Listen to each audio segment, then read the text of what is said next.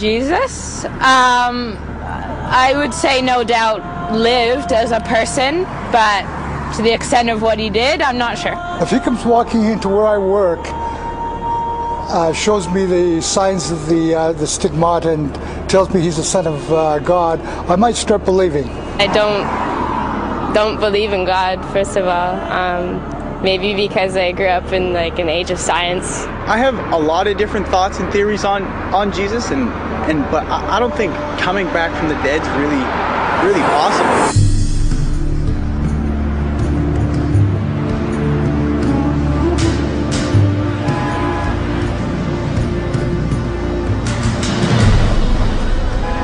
The early Christian movement could never have come into being. They recognized in Jesus something.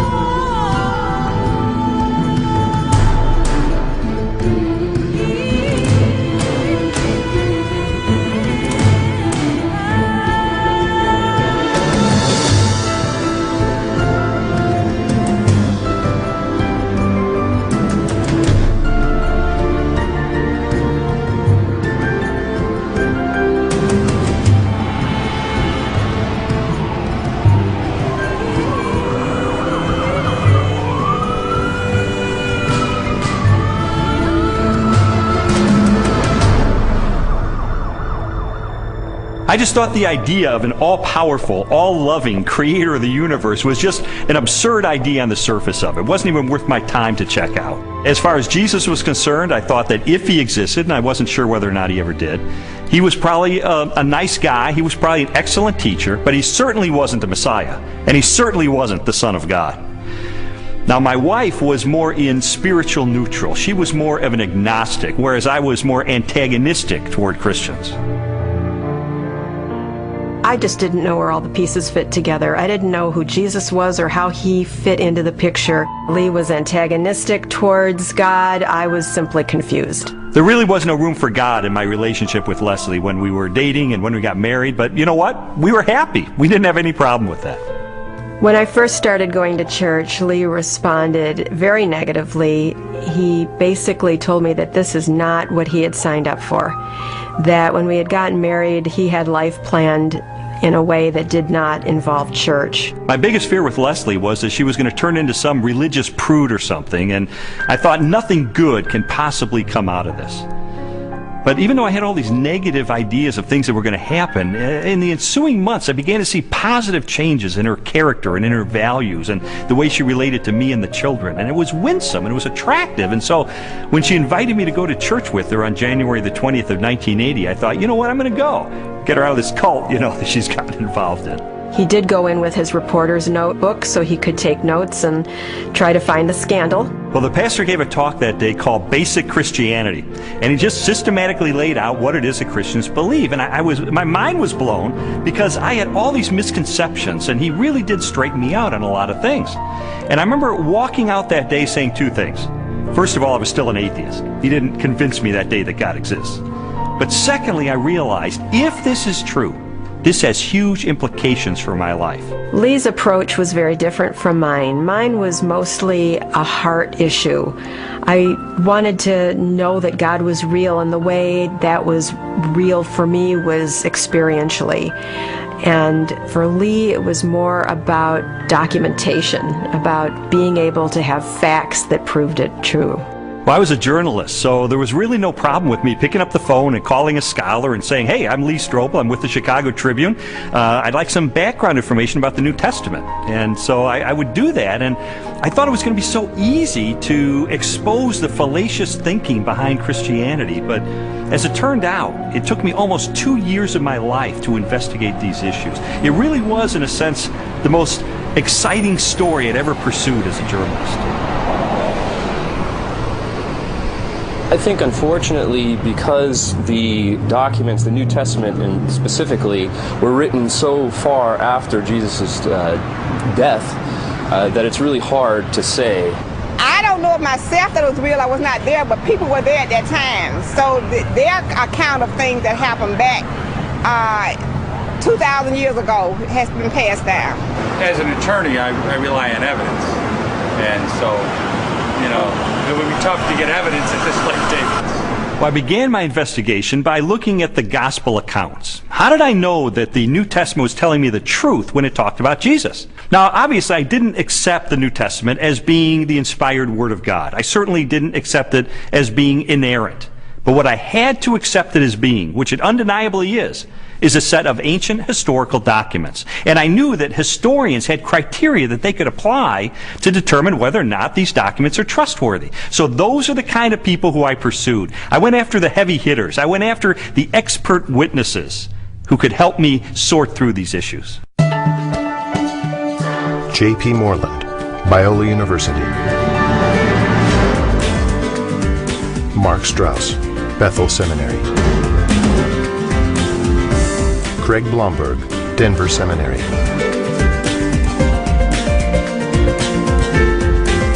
Craig Evans, Acadia Divinity College. N.T. Wright, Bishop of Durham, United Kingdom. Over the last 250 years, it's been common coin in Western culture that, you can't believe what's said in the Gospels. It's even made into musicals. The things that you're liable to read in the Bible, they ain't necessarily so. And that skepticism has wormed its way into much modern culture, and indeed into many Christian circles, many church circles, where they'll say, well, Matthew probably made this bit up, or Luke just added this bit on the end of the parable, or whatever it is. I and others have spent some of the best years of our lives researching what was actually going on in Palestine in the first third of the 1st century AD, and trying to get inside the minds of first century Jews, first century Romans, different Jewish parties and movements, etc., etc. And the more that I have tried to do that, the more I've found that what you find in Matthew, Mark, Luke, and John comes up in 3 dimensions and says, my goodness, this actually belongs. It makes sense. It fits. It gives us very vivid portraits of who these people were and what they were doing. The New Testament Gospels are biographies of Jesus. While the authors do not identify themselves in the text, from very early in the Christian era, the Gospels have been attributed to Matthew, a disciple or follower of Jesus, Mark, a colleague of Peter, also a disciple, Luke, a historian and confidant of the Apostle Paul, and John, a disciple of Jesus. Both Matthew and John were among the 12, Jesus' closest followers, and constant companions throughout his ministry. They would have personally observed most of the events they described in their Gospels. Mark and Luke were also contemporaries of Jesus and wrote their biographies based upon information provided by many eyewitnesses.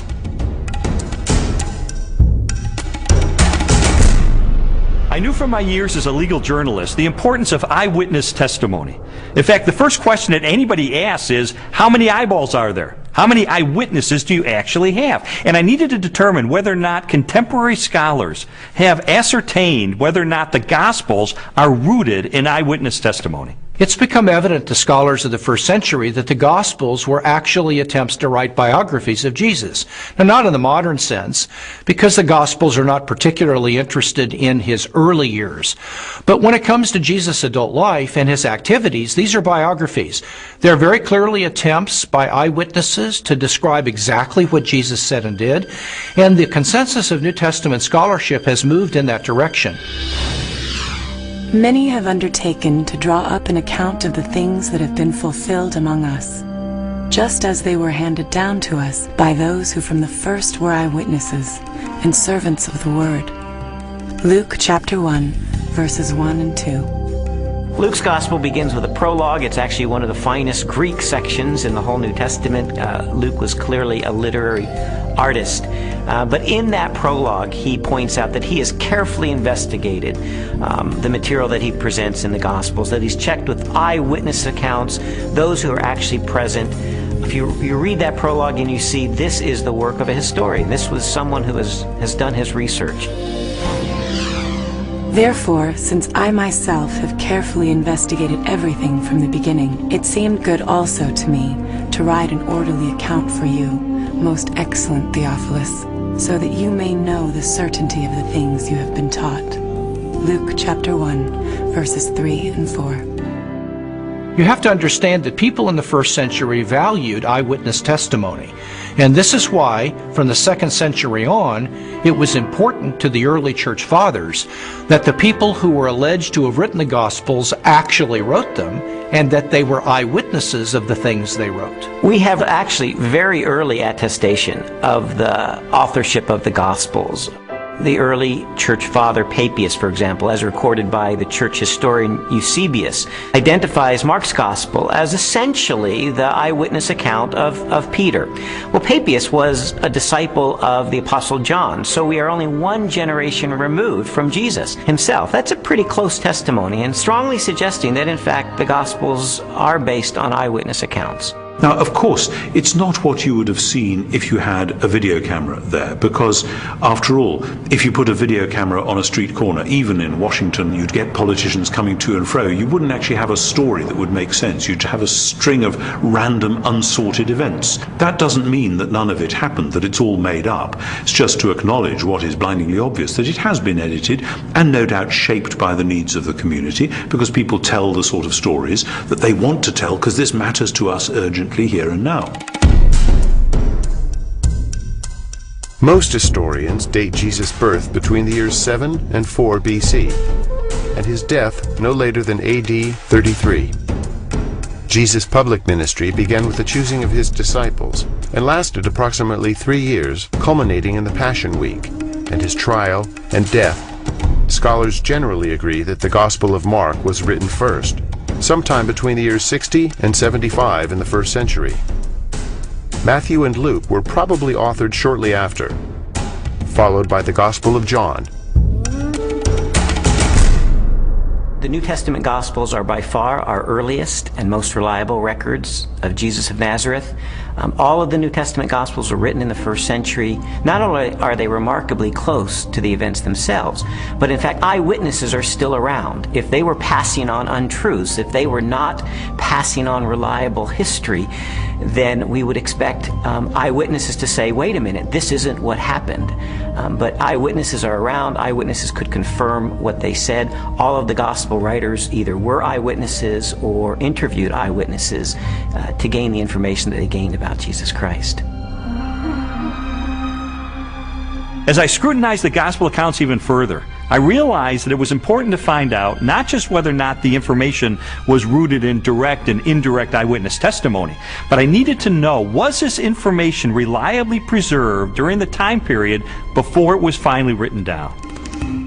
We have to put ourselves into the ancient world without modern media, without even a print-based culture in which the only and the standard way of preserving information was through oral tradition, most of which was memorized. Young rabbis were often forbidden to comment on a passage of Scripture until they had memorized it perfectly. In fact, it was not uncommon for rabbis of Jesus' time to commit the entire Torah to memory. I've sometimes heard people say, look, I've been in a situation where I whisper something to someone, they whisper it to someone else, and it goes through 10 or 11 people, and by the time the last person tells what was said, it's totally different from what I told the first person. And we can't trust the Gospels for the same reason, because it was transmitted over a long period of time. That illustration is really a bad analogy, and you have to understand that the first century apostles who passed on information about Jesus were deeply concerned to get this information correct, because they saw it as sacred holy tradition.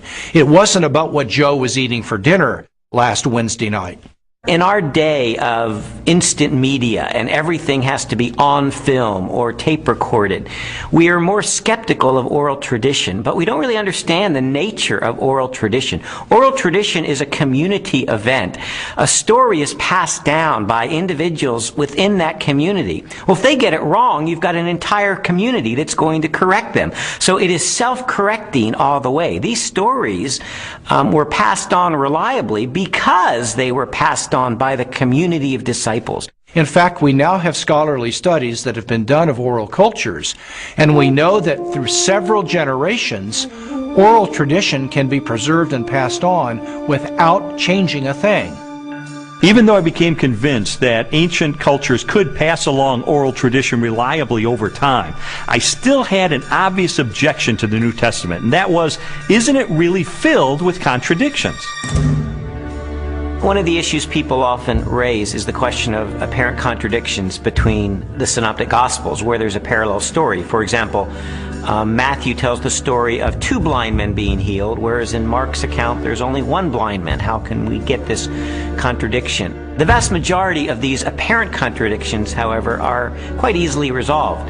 Mark describes only one of the 2 blind men, the one who is most prominent, obviously, or perhaps even the one who became a disciple of Jesus and became prominent in the later church. So most of these apparent contradictions are quite easily resolved. Had every single account given us exactly the same detail, we might have accused them of some form of collusion, of having gotten together and carefully planned out how they were always going to tell the story with the exact number of details, but then one doesn't have independent testimony at all. It's natural when you have multiple eyewitnesses to the same event. You're going to get different perspectives, and that's okay. You want that.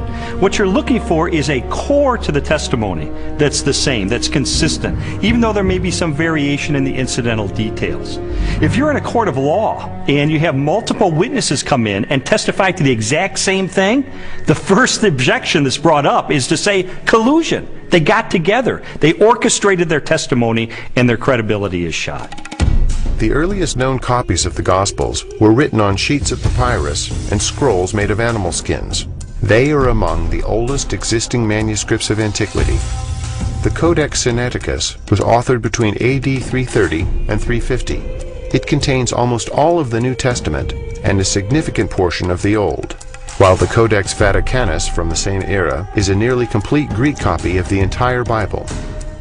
A papyrus fragment from the 18th chapter of John dates to AD 125, less than a single generation after the Gospel was originally written. When I found out that we have no original survivors of the manuscripts of the New Testament, I became very skeptical. Because if all we have are copies of copies of copies of copies of copies, then how do we know that what we possess today bears any resemblance to what the original said? We have better manuscript attestation for the New Testament than any other ancient document. For example, the Bible of the Greeks, Homer's Iliad, is preserved in maybe 600 manuscripts, the oldest of them 1,000 years after the document was actually written. The New Testament, we have something like 5,000 Greek manuscripts. So everyone agrees, whether liberal or conservative, that we have an incredibly reliable New Testament. We have thousands of manuscripts of the New Testament. We also have virtually the entire New Testament preserved in the quotations of the Church Fathers in the first 4 centuries, so that if we had no copies of the New Testament, we could reconstruct the New Testament from quotations from the early Church Fathers. Following the pattern of my investigation, my next step was to determine whether or not there was any evidence outside the New Testament that corroborates what the New Testament tells us. Jesus, of course, wasn't the emperor of the Roman Empire. He wasn't some autocrat that had conquered half of the world, but he did leave an impact in his own environment and created a movement that grew from there. And there is a remarkable amount of documents and corroboration. Josephus refers to him. The Roman historian Tacitus refers to him. Suetonius, the political writer, refers to him. Critics refer to him. And so it's like a stone thrown into a pond. The ripples go out and everywhere are felt. It's a very impressive record taken as a whole. In AD 93, the Jewish historian Josephus, published his work, Antiquities of the Jews. Scholars generally agree that the following text accurately records Josephus' record of Jesus.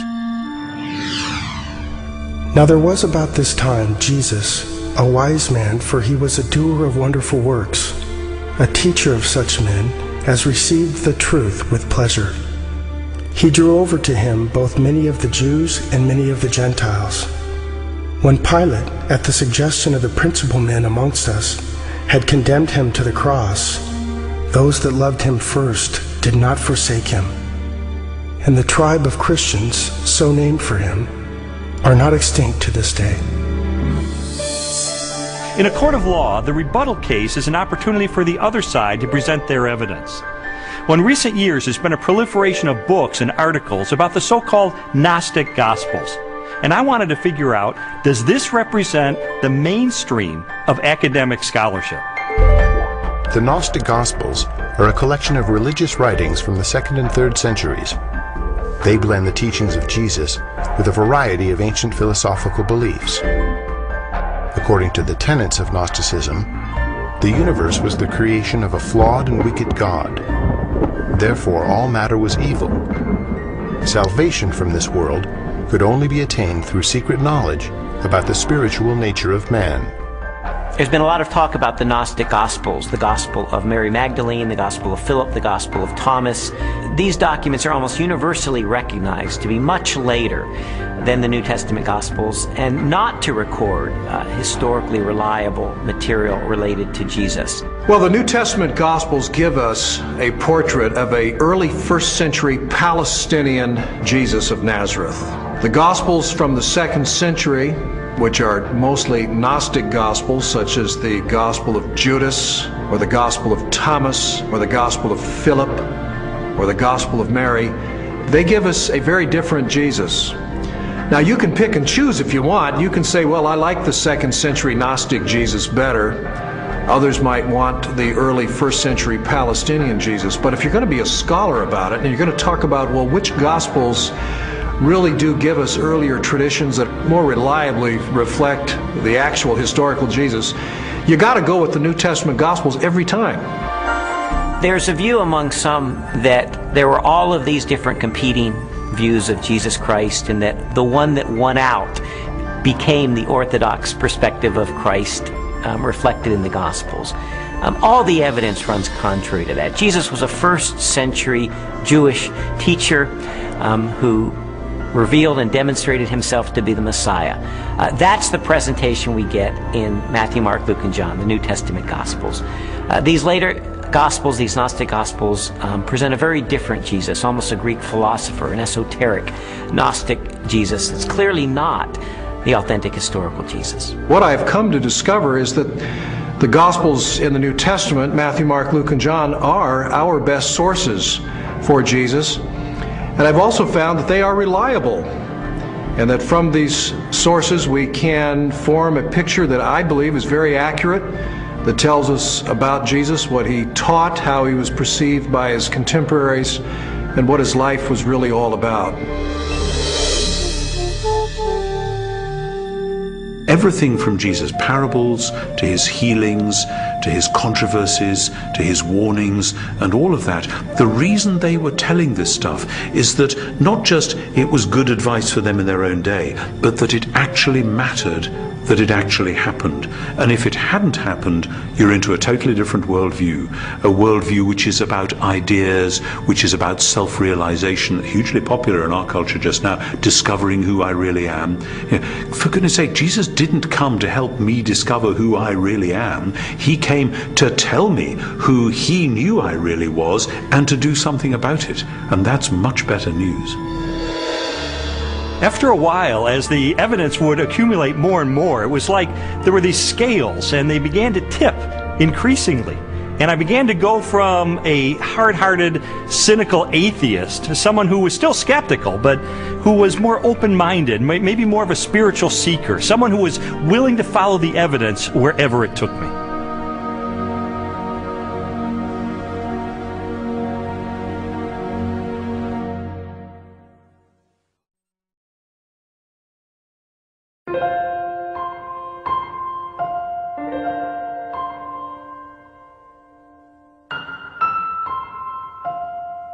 This whole time I was on this investigative journey, Leslie and her friends behind the scenes were praying because they knew that I was checking into the evidence. I was looking into these issues for myself, and they just wanted me to be open-minded about the evidence that I found.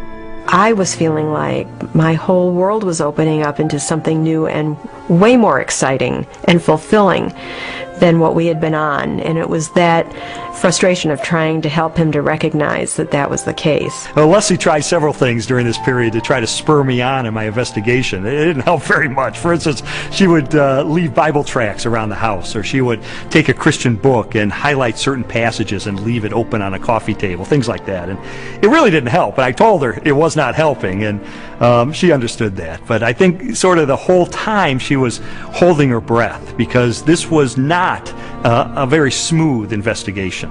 He would take 2 steps forward, 3 steps back. Sometimes it looked like he was really getting it, and other times he would just turn into an angry, frustrated person again. And so it was a very frustrating time for both of us. I believe Jesus was a real person.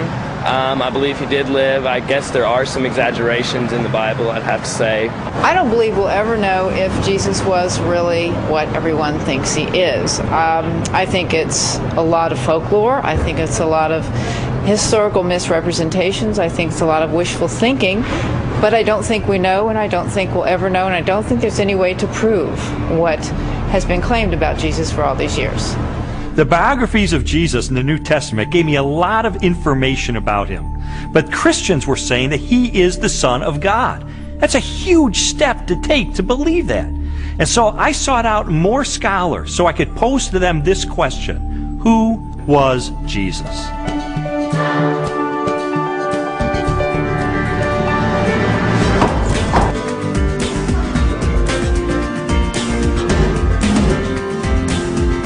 Michael Rydelnik, Moody Bible Institute.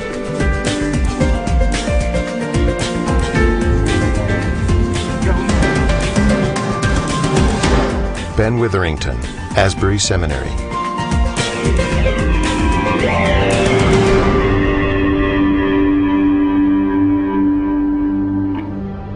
Now, this is one of the things I love about Jesus, and it says something to us. His identity is complex. He can't be pigeonholed. He fits no one formula. There's a lot of aspects to who he is. But always, he presents himself as a challenge to the status quo, to preconditioned thinking about what Son of God, what Messiah must be. He's carving out his own niche. He's doing his own thing like a great and creative artist.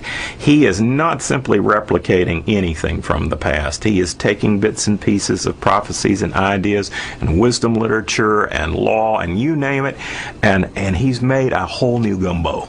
And he's serving it up, and people don't know what to think. He goes in a synagogue and says some of this stuff, and they go, wow, a new teaching, and with authority. Shazam! Amazingly, people say, you know, no one teaches like him because he spoke with his own authority. Our sages, our rabbis, always taught that you have to teach in the name of someone else. You know, Rabbi so-and-so says in the name of Rabbi so-and-so. That's the way rabbis were taught to teach. Yeshua came and said, you've heard it said, but not what my rabbi taught me, but I say unto you. And he would clarify, even overrule in some ways, the Old Testament law. Well, this law was given by God himself. For Jesus to say, I am the authoritative interpreter of the law. I am the one who has come to fulfill the law. That's an extraordinary claim, a claim to essentially the authority of God. The Spirit of the Sovereign Lord is on me, because the Lord has anointed me to preach good news to the poor. He has sent me to bind up the brokenhearted, to proclaim freedom to the captives. Isaiah 61:1. It's interesting because when Yeshua went into the synagogue, that was the passage he read. And he says, this day, this verse is fulfilled in your hearing. And basically he's saying, I'm the servant that's described here. I'm the one who fulfills this. Philip comes to Jesus and asks him to show us the Father, and Jesus says, the one who has seen me has seen the Father. Jesus clearly presents himself as the self-revelation of God. Those who meet Jesus are, in fact, meeting God. When Jesus is brought before Caiaphas, the high priest, and some of the Sanhedrin members that have gathered the evening that Jesus is arrested, they're trying to find incriminating evidence. They're trying to find incriminating testimony, and they're not doing real well. And finally, the high priest asked Jesus directly, "Tell us plainly, are you the Messiah, the Son of God?" And Jesus says, "I am. And you will see the Son of Man seated at the right hand, coming with the clouds of heaven." And there Jesus has combined phrases from Daniel 7 and Psalm 110. Jesus sees himself as this heavenly figure. More than 80 times in the New Testament Gospels, Jesus is identified as the Son of Man. While the human connotations of the phrase are obvious, a broader interpretation is found in an Old Testament scripture written by the Jewish prophet Daniel. In my vision at night I looked, and there before me was one like a son of man, coming with the clouds of heaven. He approached the Ancient of Days and was led into his presence. Daniel 7:13. Many Christians and non-Christians alike hear the phrase Son of Man, they think Son of God refers to his deity and Son of Man refers to his humanity. That's in part true, but in fact Son of Man has a much greater significance than that as well. The title Son of Man, Jesus draws that title from Daniel chapter 7, where a glorious messianic figure comes before the Ancient of Days, a reference to God, and he is given all glory and power and majesty. That portrait of this glorious Messiah is the one that Jesus identifies himself with. He is the Son of Man. So Son of Man doesn't just mean a human being. His dominion is an everlasting dominion that will not pass away, and his kingdom is one that will never be destroyed. Daniel 7:14. Actually, the phrase Son of Man refers to his humanness and his more than humanness. Because no human being can rule forever unless he's a forever person in some kind of way. In addition to the claims that Jesus makes about himself in the New Testament, there are also reports that he performed the miraculous, that he walked on water and healed the sick and turned water into wine and raised the dead and did exorcisms. And so I had to know, is there evidence that these miracles are a result of his divine nature? Jesus' contemporaries, that is, people who liked him, people who were indifferent, neutral, and people who opposed him, all acknowledged he did extraordinary things. Now, of course, the people who liked Jesus and believed in him and followed him said Jesus did these powerful works because of the Spirit of God. People who opposed him would say, well, I admit he does these amazing things, but it's because the devil is helping him. The Talmud actually speaks of some of these things. In some of the passages that deal with Yeshua, it has him as a magician. And why do they describe him as a magician? It's not flattering. There's a historical recognition here that when Yeshua came, he did miracles, just as Isaiah 35 indicates in the Messianic age. When the Messiah comes, he'll be able to make the blind see and the lame walk. The New Testament Gospels record at least 40 separate miracles performed by Jesus during the course of his ministry. They include healings, exorcisms, mastery over nature, and even raising of the dead. Christian theology has always held that these miracles are part of a total picture that displays the attributes of God himself: unlimited power, total knowledge, ever-present, unchanging, eternal. There's no question that the biographies of Jesus describe him as a worker of mighty deeds. But I wanted to know, does this make him any different than the other miracle workers and magicians of the ancient world? Miracle workers that we find occasionally in the first century are magicians. They use incantations, they use spells, they try to coerce gods or divine figures to work on their behalf. That's very different than Jesus' miracles. Jesus' miracles were to demonstrate the power of the kingdom of God. When he healed the sick, he pointed back to Isaiah's prophecies that when God's kingdom would come, when God's salvation would come, the lame would walk, the blind would see. This was the demonstration that God's kingdom was arriving. He's an exorcist. You don't find any of those in the Old Testament. People were not looking for messianic exorcists. He carves out his own niche. He reveals his identity in his own way. it becomes clear that he is somebody who can take on the powers of darkness himself and win. What kind of person is that? And he doesn't have to use recipes and formulas like other ancient exorcists. He can just call the demon by name and that boy's out of there. One of the most astonishing things that Jesus did was when he claimed to forgive sins. In Mark's Gospel, chapter 2, a man is brought to him, a paralyzed man, and the crowds around him are expecting Jesus to heal him. But instead, the first thing Jesus said is, "Your sins are forgiven." Only God forgives sins. Now, some might say, well, Jesus may have been forgiving sins on behalf of God. But in fact, that's not the way his listeners understood him, because immediately the religious leaders responded to that. Who is this that forgives sins? Only God forgives sins, they claim. But Jesus claims the ability to forgive sins. And then to confirm that he has that authority, he then heals the man.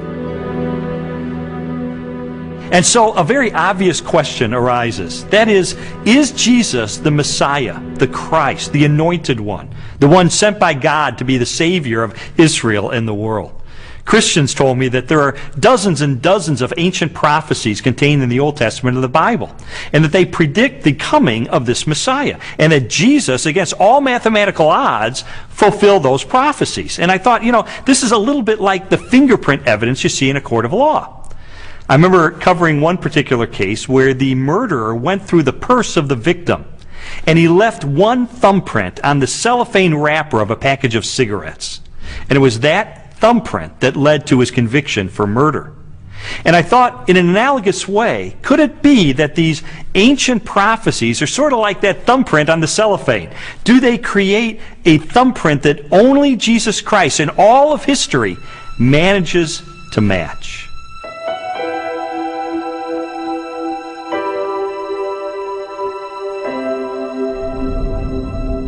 This is Yeshayahu 53:6 or Isaiah 53:6. Kulanu katson ta'inu, ishla darko paninu, vadonai hifnia bo, et avon kulanu. All of us, like sheep, have gone astray. Each of us has turned to his own way. But the Lord has laid upon him the iniquity of us all. I had a friend who wrote this out on a piece of paper. He typed it up on his computer without any verse notations. And he took it around to everyone in his office. He worked in a big office for a motor vehicle bureau in one of the big states in our country. And he showed it to everyone in the motor vehicle bureau and in the state capitol. And he said, just tell me who this is and where it comes from. And every single person that looked at it, Jew or Gentile alike, it didn't matter. Everyone that looked at it read it, and he said, who is this? They said, it's obviously Jesus of Nazareth. That's who it is. And it's from the New Testament. And then my friend would say, but no, it's not from the New Testament. It's from the Hebrew Bible. It was written 8 centuries before Jesus came. Can you believe this? And he showed it to them from Isaiah. And people really had a hard time, because if you read this passage without any kind of presuppositions or bias, you will read it, and it will be really clear that this is the life of Yeshua. Now, could he have fabricated this, or is this just a big coincidence? In the Old Testament, we really have two kinds of prophecies. We have prophecies that are fulfilled uniquely in Christ, and prophecies that are fulfilled typologically in Christ. And I do think we need to distinguish between the two. Those that are fulfilled uniquely in Christ were once and for all fulfilled by Jesus. And those are the ones that we can really point to have apologetic value. That is, to demonstrate that Jesus was the only person who could have possibly fulfilled this. His birth in Bethlehem is one of those prophecies. His role as the suffering servant of Isaiah 53 is one of those prophecies. His entrance into Jerusalem on a donkey from Zechariah chapter 9. These are clear evidence that Jesus is fulfilling the Old Testament. The most amazing part of Isaiah's prophecies is in Isaiah 9, when it speaks about the Son of David coming to be the king, to sit on the throne of David and have an eternal righteous kingdom. And everyone knows it from Handel's Messiah. Unto us a son is born, unto us a child is given. And the idea of this verse is that the Messiah will actually be born, physically born. And then it says, and his name shall be called Wonderful Counselor, Mighty God, Father of Eternity. In other words, he's the creator, the author of time. Some skeptics have said that Jesus could have engineered the fulfillment of these prophecies. Of course, Jesus could not have determined where he was going to be born, so to be born in Bethlehem, obviously he could not have engineered that. Also, as the suffering servant, it would have been difficult for him to engineer such a specific fulfillment of Isaiah 53.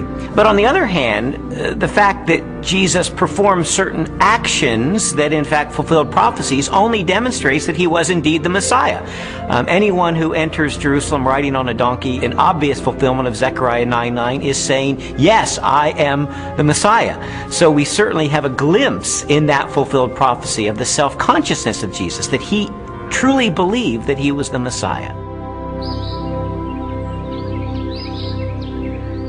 Scholars have determined that Jesus fulfilled at least 46 major prophecies, each written a minimum of 3 centuries before his birth. Their content ranged from specific details about his life to the symbolic implications of his death. Psalm 22 gives a poetic picture by David, written in the first person, of what the Messiah will be like in his suffering. And one of the things he says is that they will pierce my hands and my feet. Now, David wrote before crucifixion was known, probably by about 300 years. So Isaiah 53 says he was pierced through. It gives us the reason for his death. He was pierced through for our iniquities. So there's a purpose. He dies not just because he's a martyr, but because he's a substitution for sin. A college professor of mathematics and science named Dr. Peter Stoner wanted to determine what the odds were that any human being throughout history could fulfill the messianic prophecies. So he had his students come up with very conservative estimates of the likelihood of any human being fulfilling certain of these predictions, and then they just ran the numbers. And what they determined is that the odds of any human being fulfilling 48 of these ancient prophecies would be 1 chance in a trillion.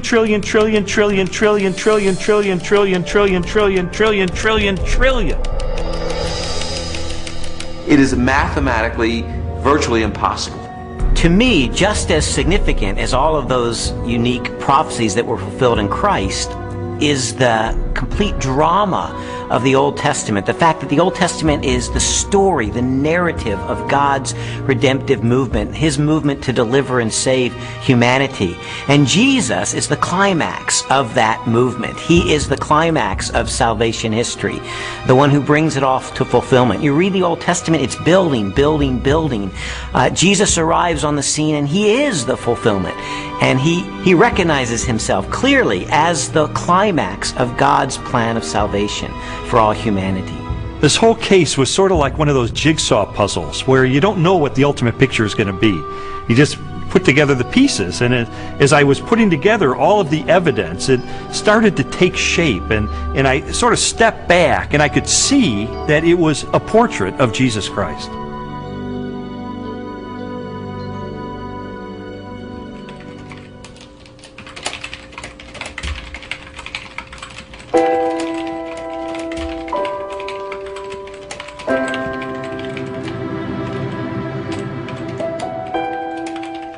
This was not just an intellectual journey.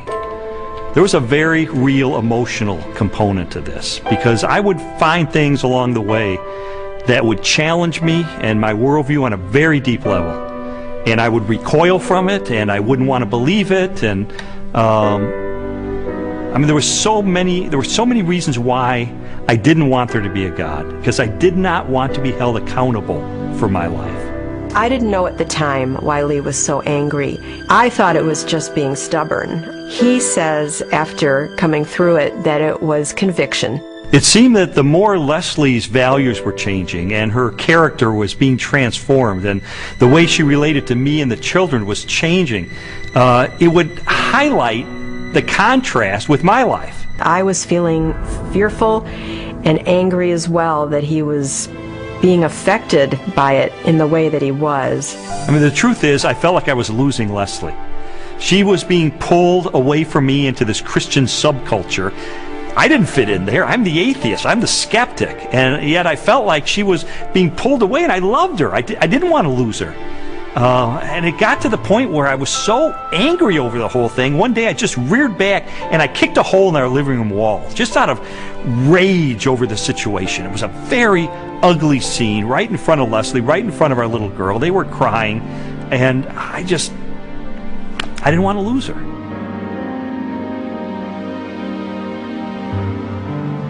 Jesus's body was never found.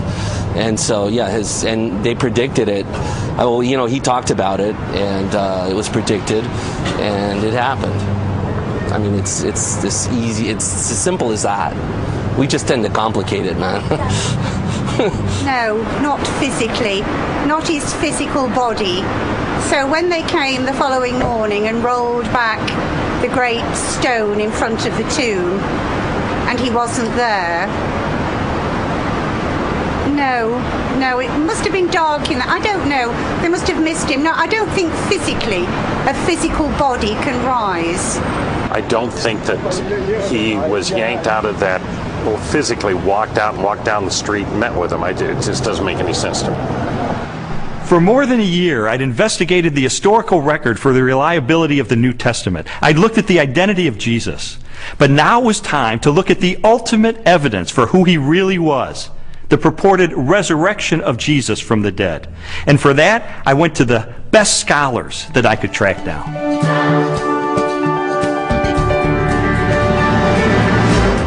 William Lane Craig, Biola University. Gary Habermas, Liberty University.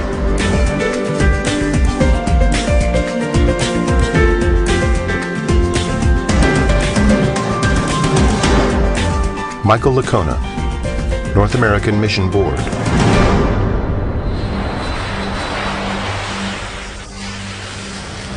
You see, while Jesus was on earth, he made some really radical claims. He claimed to be the uniquely divine servant of God, and he claimed that the only way that we could get to God would be through him. Now, I submit to you that if one of your professors made some claims like that, you would think that he or she was a few French fries short of a Happy Meal. Those are some really audacious claims. Well, a lot of Jesus critics responded to him the same way that you or I would respond to someone making those claims today. Oh yeah, pal? You really think that's who you are? Well, tell you what, why don't you show it to us? Why don't you give us a sign? Show us a miracle or something. And Jesus said, well, I'll give you one miracle, one sign, my resurrection from the dead. The resurrection of Jesus really is the pivotal event of history. Anybody can claim to be the Son of God, as Jesus clearly did. The question is, can you back it up? What evidence is there to support your claim? What credentials do you have? And if Jesus really did return from the dead, that's excellent evidence that he is who he claimed to be, the one and only Son of God. To weigh the validity of Jesus' resurrection, we must first consider his death. Many skeptics have proposed that Jesus merely fainted on the cross, or was drugged, and later escaped as part of a conspiracy. By contrast, the four gospel narratives collectively describe the events of his public beating, death by crucifixion, and burial. Pilate had Jesus flogged and handed him over to be crucified. Mark 15:15. Chances of surviving crucifixion were extremely bleak. Crucifixion and the tortures that normally preceded it was the worst way to die in antiquity. A person was scourged to the point usually that their intestines, arteries, and veins were laid bare. And then after that, a person was dragged out where they were impaled to a cross or a tree and then left hanging there in excruciating pain. In fact, the word excruciating comes from the Latin, out of the cross. Jesus was being tried and executed as a rebel leader. Now, in the Roman army, if you were responsible for looking after one prisoner of war, even if he was a rather insignificant prisoner of war, if you let him get away, your life would be forfeit in place of his, and life was very cheap. If you were looking after the execution of a rebel leader and you let him get away, you're in deep trouble. You're not going back home to your wife and kids. No way. Game over. The Romans were very, very good at killing people. They specialized in it. They prided themselves on it. Perhaps the most definitive statement of Jesus' death at the hands of the Romans is recorded in the Gospel of John. One of the soldiers pierced Jesus' side with a spear, bringing a sudden flow of blood and water. John 19:34. Medical experts have concluded that this account from John, an eyewitness of the crucifixion, is evidence that as he suffocated on the cross, Jesus' heart had ruptured. There came a rich man from Arimathea named Joseph. Joseph took the body, wrapped it in a clean linen cloth, and placed it in his own new tomb that he had cut out of the rock. Matthew 27:57-60. All four Gospels tell us that Jesus was buried in the tomb of Joseph of Arimathea. That's a remarkable statement, and certainly a historical statement. The evidence for that is, first of all, Joseph of Arimathea is identified as a member of the council, the Sanhedrin, that condemned Jesus. The presence of Joseph of Arimathea in the empty tomb narrative indicates that this is a historically reliable account of what really happened. His name would have been known to people in those days very much like a United States senator would be known today. It would have been very clear where his tomb was, so that there would have been no question about the location of Jesus' burial. It also, I think, indicates that the burial account of Jesus could not have been made up. It is highly unusual to find that the person who alone has the courage to go to Pilate and give Jesus an honorable burial is not members of his family, faithful disciples who followed him to the end. Instead, it is a member of the Jewish Sanhedrin, the very high court, all of whom, Mark says, had condemned Jesus of Nazareth to the cross. The fact that it is Joseph of Arimathea who is the person responsible for giving Jesus an honorable burial is an awkward and embarrassing fact for the early church, and yet this tradition is faithfully preserved in almost all of the traditions that we have about the burial of Jesus.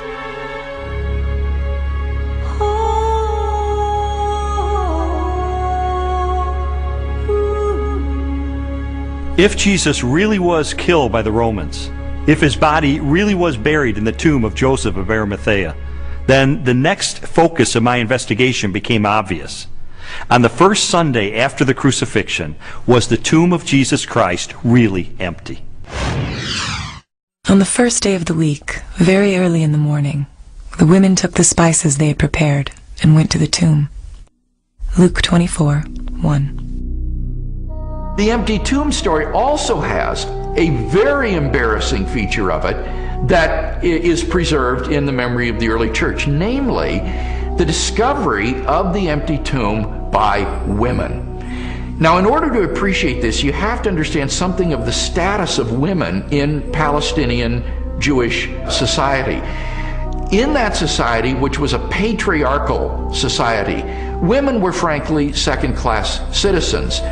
If you were going to invent an account about an empty tomb, then why on earth would you invent witnesses, primary witnesses, whom no one would believe? In fact, they would scoff at that later on. Supposing you were inventing the story of the resurrection of Jesus, many people have said, oh, this was all just dreamed up later on.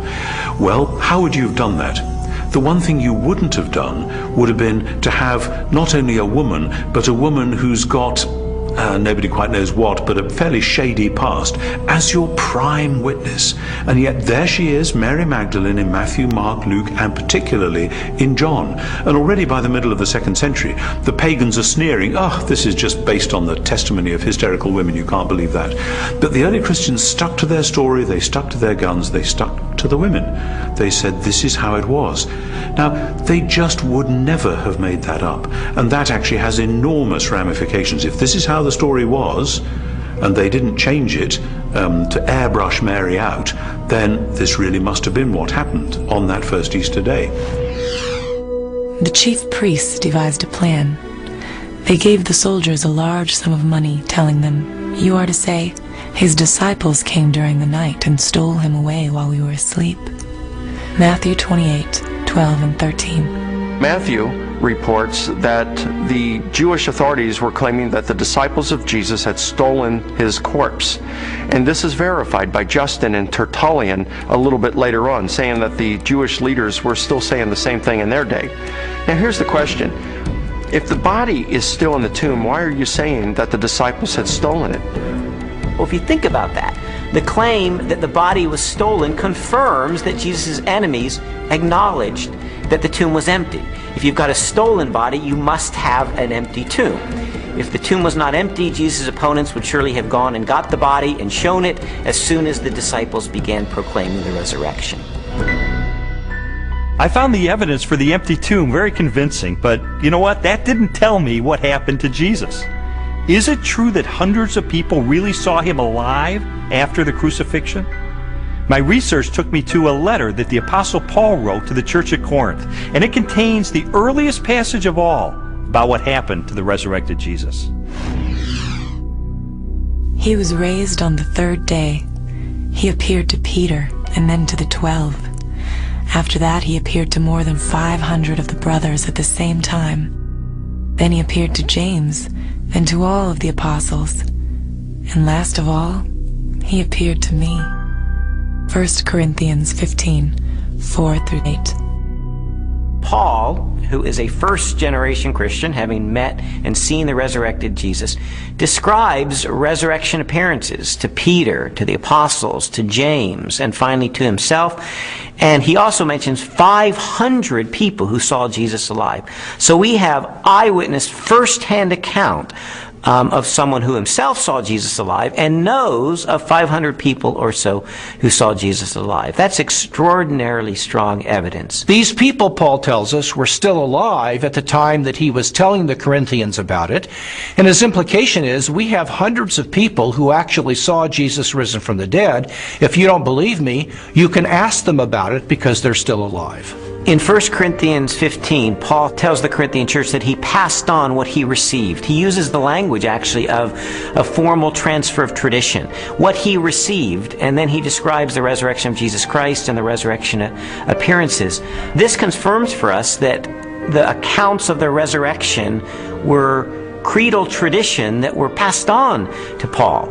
So if 1 Corinthians was written in the early to mid-50s of the first century, these traditions were much earlier than that, going back to the period of Paul's conversion in the 30s. So that pushes the accounts of the resurrection to a very, very early date. Paul seems to think that the best argument for this text is that he received it from trustworthy persons. I gave you what I was given. The answer's right. I went to the right people. And critics believe that Paul got this material. Generally, they say he received it in Jerusalem about 35 AD. First of all, he's early. He's writing within 20 to 35 years of the purported event itself, because he's quoting from a creed, an oral formula, tradition that predates the writing of the New Testament, for which most scholars date to between 3 to 5 years of the crucifixion itself. 1 Corinthians 15, 3-7 provides evidence that belief in the resurrection was already present among Jews within 2 to 3 years after Jesus was killed. That means that the resurrection stories aren't something that evolved over 30, 40, 50 years after the crucifixion of Jesus. So we have the empty tomb, we have the eyewitnesses, we have the early accounts. The question is, are there any other additional facts, circumstantial evidence, to support the resurrection? While the Apostle Paul described hundreds of eyewitnesses to the resurrected Jesus, the full impact of the event is perhaps best measured by the subsequent growth of the early Christian church in the face of intense persecution. In the 2nd century, the Roman historian Tacitus wrote, "Nero inflicted the most exquisite tortures on a class hated for their abominations, called Christians by the populace. Christus, from whom the name had its origin, suffered the extreme penalty at the hands of one of our procurators, Pontius Pilate, and a most mischievous superstition, thus checked for the moment, again broke out not only in Judea, but even in Rome." Even the most critical, skeptical scholars recognize that the earliest disciples at least believed that God had raised Jesus from the dead. In fact, they pinned nearly everything on it. Without belief in Jesus' resurrection, the early Christian movement could never have come into being. They recognized in Jesus something special, but they wondered if they were mistaken when he died. They didn't anticipate that. Suffer maybe, but die at the hands of Pontius Pilate, the Roman governor? In fact, even when the first reports of his resurrection reached their ears, they were still doubtful and skeptical. But when they met the risen Lord, their skepticism was transformed into a very confident faith, a great joy, and a determination to preach the good news to everyone else. And I think that's the part that's awfully hard to refute, because we have this turnabout, this transformation of a discouraged and bewildered following on the basis of the good news. Somehow you have to explain the explosion from scared followers who run away to let's worship him, let's sing to him, let's pray to him.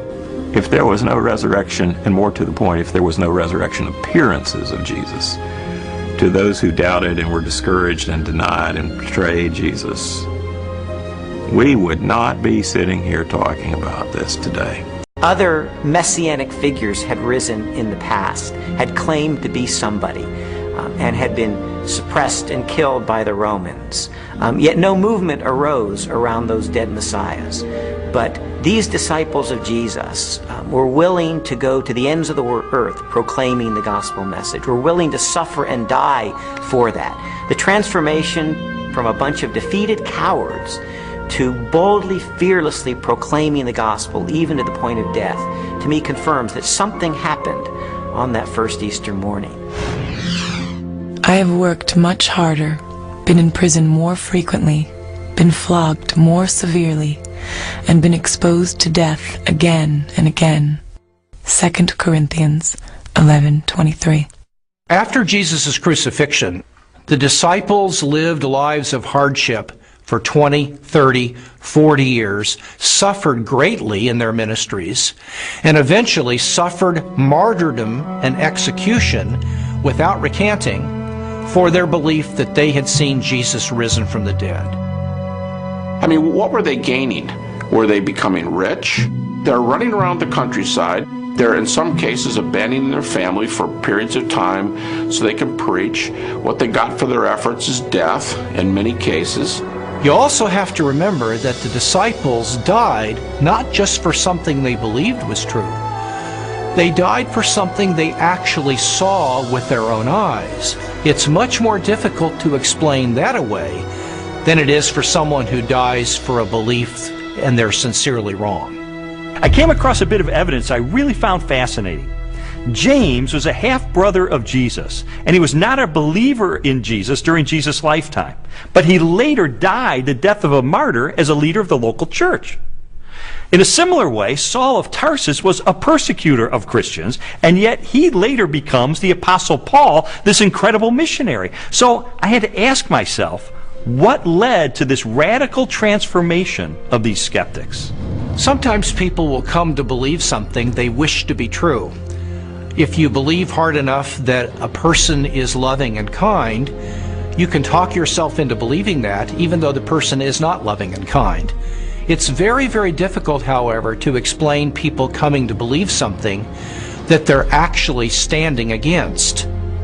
Now, in the case of James and Paul, they did not believe in Jesus before his crucifixion. In fact, they thought he was deranged, and they did not accept what he said and what he taught. James, the brother of Jesus, is a skeptic who doesn't come to Jesus until he meets the risen Lord. Critics allow that. Paul's a persecutor till he meets the risen Jesus. That's not the kind of testimony of someone who all gets together and say, hey, let's just cook this thing up. One of the certainties, it seems to me, related to the testimony of the apostles is that they truly believed that Jesus was who he claimed he was, and they truly believed that he had risen from the dead, because they were willing to die for that. Very few people are willing to die for something they don't really believe in, or something even worse that they know to be a lie. When Jesus was executed, his disciples were rightly afraid. They scattered. They were fearful for their own life. Their hopes had been dashed because they had believed Jesus was the promised one who was going to usher a new day in for Israel. Turned out he wasn't, because he was murdered by crucifixion under the authority of the Roman Empire. And yet, Shortly thereafter, we find them taking a stand in Jerusalem, proclaiming that Jesus was the Messiah, the very Son of God. How do we explain that? How do we explain the fact that they were even willing to propagate this the rest of their lives and go to martyrs' deaths for their belief? The only rational explanation is that something happened to them between the death of Jesus and 3 days later, and according to their own words, it was that they saw Jesus risen from the dead for themselves.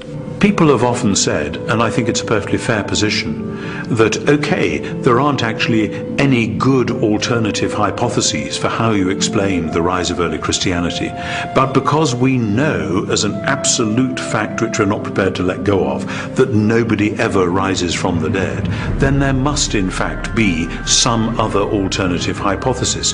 And I want to say, okay, if you want to make the absoluteness of bodily death the cornerstone of your entire worldview, I actually can't stop you. If you choose to say, no, here I stand, death is the end, and nobody ever comes back from it, and that's just the way it is, well, that's where a lot of people were in the ancient world, it's where a lot of people are in the modern world. I think that that worldview is radically challenged by the strong evidence which points to the resurrection of Jesus, but it's up to somebody what they do with that challenge.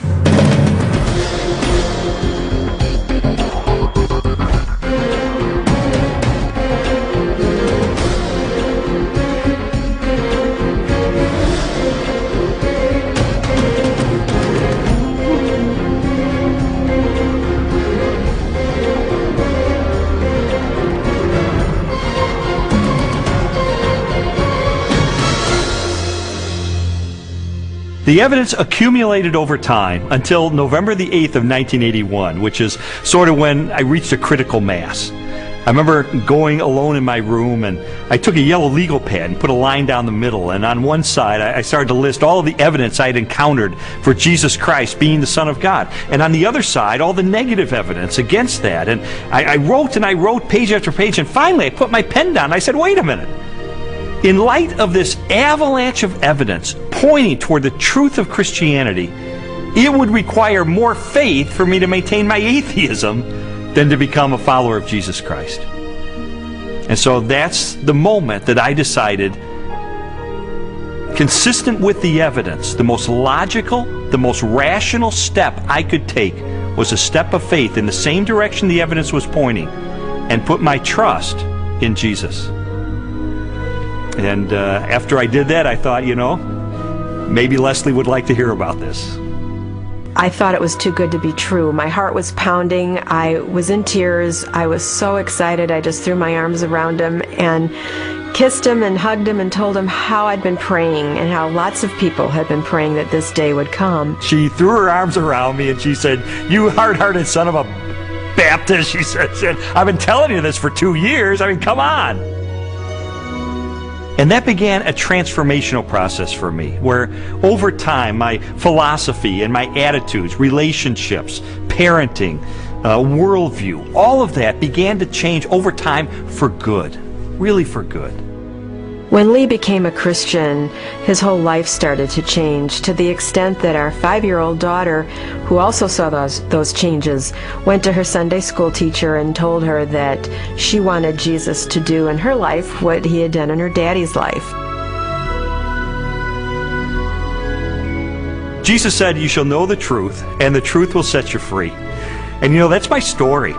It was someone who said, I'm going to investigate this stuff with an open mind, let it take me wherever the evidence will take me. And what I discovered in the end is Jesus made the claim that he is the truth, that everything hinges on his identity. In fact, everything hinges on the resurrection. Because anybody can claim to be the Son of God. If Jesus really did return from the dead, then he is who he claimed to be, and that changes everything. But what about your own journey? I'd really encourage you, if you've never done it, to investigate the evidence for yourself, but make 3 resolutions up front. Number 1, make it a front burner issue in your life. Number 2, resolve to have an open mind, to go wherever the evidence takes you, even if it takes you to the very uncomfortable conclusion that Jesus is who he claimed to be. And then finally, resolve that once the evidence is in, you will reach a verdict in the case for Christ.